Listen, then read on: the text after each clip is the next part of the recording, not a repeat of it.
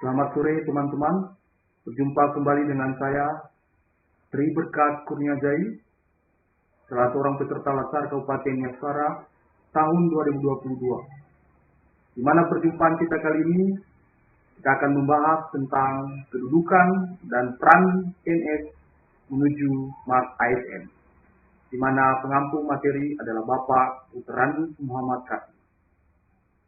Kita mulai.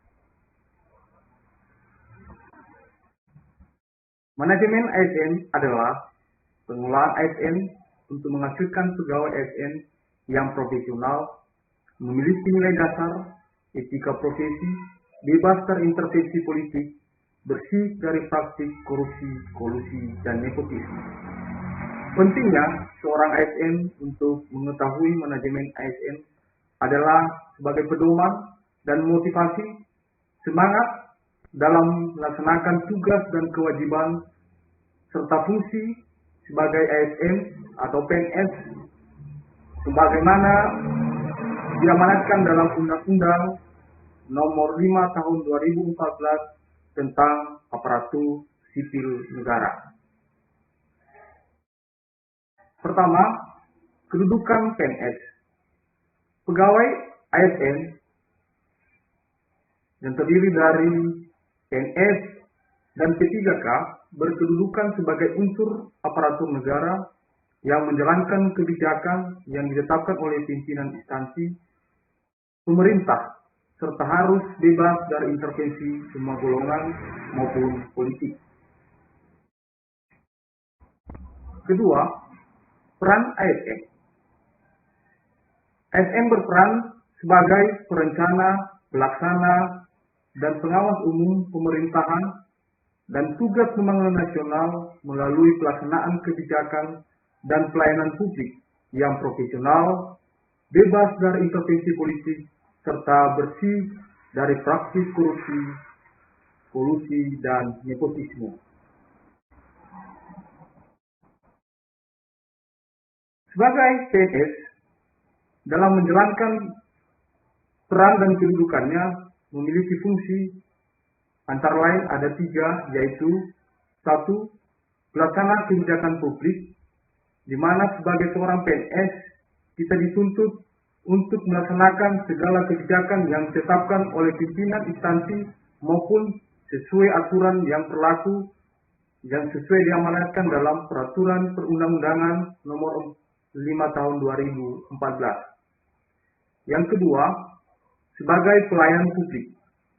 PNS sebagai pelayan publik harusnya memiliki jiwa nilai dasar seorang ASN, di mana dalam pembelajaran sebelumnya kita mengenal dengan core value ASN berbasis berakhlak. Maka seorang PNS harus memiliki nilai-nilai dasar yang dituntut dalam aplikasi berakhlak.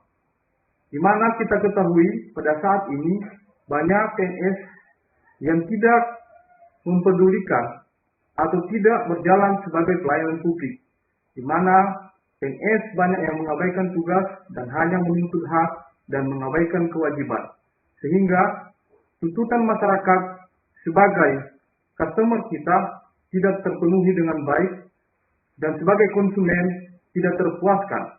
Maka dengan belajar manajemen ASN, kita sebagai peserta Latsar dituntut untuk memahami dan mengerti bahwa kita sebagai PNS adalah pelayan publik dan bukan menjadi penjahat bagi publik. Yang ketiga, fungsi ASN adalah mempererat persatuan dan kesatuan negara kesatuan Republik Indonesia.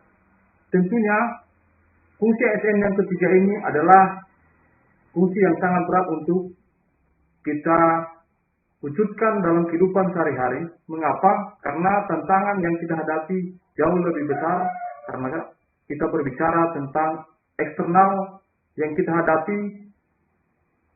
Untuk mewujudkan persatuan dan kesatuan, tentunya kita tidak bisa berdiri sendiri, maka kita perlu kerjasama dengan berbagai organisasi, lapisan masyarakat, untuk mengembangkan keharmonisan di tengah-tengah masyarakat demi terwujudnya fungsi ASN atau fungsi dan peran kita sebagai seorang PNS. Dalam menjamin kesejahteraan seorang PNS, di dalam peraturan perundang-undangan ada juga jamin hak dan kewajiban PNS sebagaimana terurai dalam slide berikut ini. Yang pertama, hak, di mana seorang PNS berhak untuk menerima gaji, tunjangan, dan fasilitas, mendapatkan cuti, jaminan pensiun, dan jaminan hari tua, perlindungan, dan pengembangan kompetensi yang diberikan oleh negara. Sementara kewajiban seorang PNS adalah 1. Setia dan taat pada Pancasila, Undang-Undang Dasar 1945, kepada NKRI dan pemerintah yang sah. Yang kedua, menjaga persatuan dan kesatuan bangsa. 3. Melaksanakan kebijakan yang dirumuskan oleh pejabat yang berwenang. 4. Menaati ketentuan perundang-undangan. 5. Melaksanakan tugas kedinasan dengan penuh pengabdian, kejujuran, kecerdasan, kesadaran, dan tanggung jawab. 6. Menunjukkan integritas dan keteladanan dalam sikap, perilaku, ucapan, dan tindakan kepada setiap orang, baik di dalam maupun di luar kedinasan. Yang ketujuh, menyimpan rahasia jabatan dan hanya dapat mengemukakan rahasia jabatan sesuai dengan ketentuan perundang-undangan yang berlaku. Dan yang kedelapan, bersedia ditempatkan di seluruh wilayah negara Kesatuan Republik Indonesia. Jadi kita sebagai seorang PNS harus mengenal apa yang menjadi hak dan apa yang menjadi kewajiban kita sebagai seorang PNS, sehingga tidak ada kesetimpangan antara hak dan kewajiban yang kita laksanakan atau yang kita terima dalam diri sebagai seorang PNS. Yang selama ini kita ketahui bahwa PNS hanya banyak menuntut tanpa mengetahui apa menjadi kewajibannya masing-masing. Seterusnya, selain daripada hak dan kewajiban, PNS juga memiliki kode etik dan kode perilaku PNS yang diatur dalam Undang-Undang ASN Nomor 5 Tahun 2014. Dengan tujuan adalah untuk menjaga martabat dan kehormatan ASN, di mana saat ini banyak di dunia media sosial begitu banyak yang viral tentang PNS yang melanggar kode etik dan kode perilaku sebagai PNS. Dengan itu, mari kita mengulas kembali, belajar kembali apa yang menjadi ketentuan dan ketetapan sebagaimana diatur dalam Undang-Undang ASN yang tidak diperbolehkan kita sebagai oknum PNS agar tidak melanggar kode etik dan kode perilaku PNS.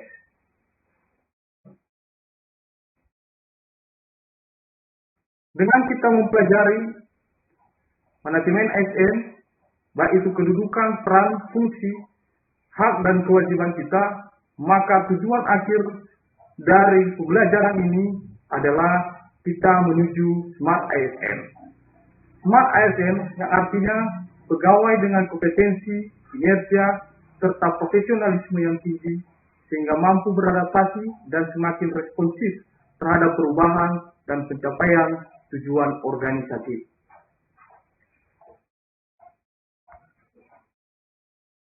Jadi teman-teman, pada kesempatan ini, dari pembelajaran yang telah kita bahas, saya menyimpulkan bahwa pentingnya kita mempelajari manajemen ASN sebagai seorang PNS adalah sebagai pedoman dan semangat bagi PNS dalam menjalankan tugas yang dipercayakan, terlebih dalam mengembangkan karir penjenjang yang lebih baik.